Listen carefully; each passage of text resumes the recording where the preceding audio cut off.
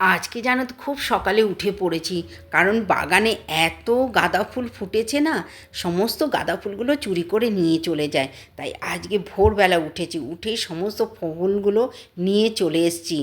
আর এসেই সমস্ত ঘরের কাজ করে নিয়ে এবার রান্নার কাজে লেগে গেলাম। তোমাদের দাদাভাইয়ের আজকে মিটিং, একটু বেলা করে যাবে, তাই ভাবছি তোমাদের দাদাভাই বাঁধাকপি খেতে ভীষণ ভালোবাসে, তাই কালকে বাঁধাকপি নিয়ে এসছে।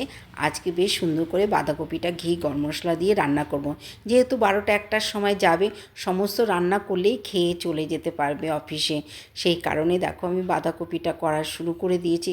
বাঁধাকপি সেদ্ধ বসিয়ে হঠাৎ মনে পড়লো, আরে বাঁধাকপির তো আলু কাটিনি, একটু আলু না দিলে ভালো লাগবে না, তাই আবার একটু আলু কেটে নিয়ে আসলাম। আর এখন বাঁধাকপিটা আমি বসিয়ে দেবো। একটু আদা বাটা না দিলে ভালো লাগে না বাঁধাকপিতে। সেই কারণে দেখো বসিয়ে দিলাম। তোমাদের দাদাভাই খেয়ে সমস্ত কিছু আজকে খেয়ে যেতে পারবে, কারণ অন্যদিন এত সকাল সকাল যায়, সব রান্না করে উঠতে পারি না। হয়তো একটা সেদ্ধ বা ডিমের অমলেট করে দিই, বা কোনো দিন একটু ভাজা একটু ডিমের অমলেট করে দিই, এই খেয়ে চলে যায়। আজকে আমারও প্রচণ্ড খিদে পেয়ে গেছে। সব কাজ, রান্নাঘর পরিষ্কার করতে পারিনি, রান্নার পর প্রত্যেক দিন পরিষ্কার করি স্নানের আগে রান্নাঘরটা, কিন্তু আজকে আর করতে পারিনি, এত খিদে পেয়ে গেছে। আমি তাড়াতাড়ি করে স্নান করেই এখন খাবো, খেয়ে তারপরে রান্নাঘর পরিষ্কার করব। রিথার খুঁটিনাটিতে সকলকে অনেক অনেক স্বাগত। আশা করি তোমরা ভালো আছো, সুস্থ আছো। আমিও তোমাদের ভালোবাসায় খুবই ভালো আছি। দেখো এখন খাওয়া দাওয়া হয়ে গেছে, পেট ঠান্ডা মানেই সব ঠান্ডা, তাই এখন কাজে মন লাগিয়ে দিয়েছি।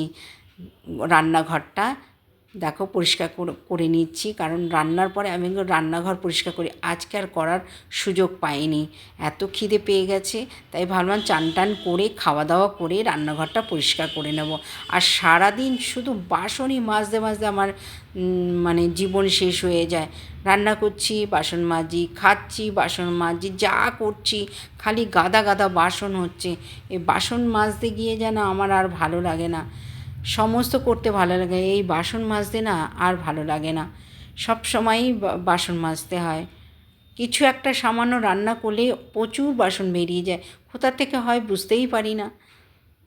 যাই হোক, এই বাসন মাজলাম, এই যে এখন একটু অনেক কিছু গোছাবার আছে, সেগুলো গুছিয়ে রাখতে হবে।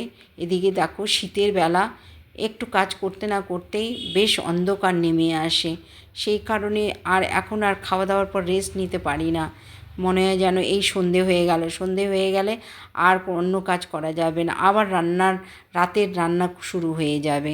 তাই দেখো আলমারিটা গুছিয়ে নিলাম। ব্লগটা তোমাদের ভালো লাগলে লাইক কমেন্ট শেয়ার করে দেবো। আজকের মতো আসি, টাটা।